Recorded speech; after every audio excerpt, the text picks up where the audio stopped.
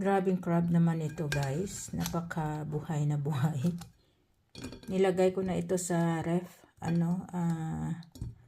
Overnight. Kinuha ko dahil i-steam ko nga. Para taguin ko sa freezer. Grabe. Buhay pa rin, nagulat ako. Wow! Oh, look at to. Oh. Haba na mga buhay nila. Oh. Oh. Oh! Grabe oh.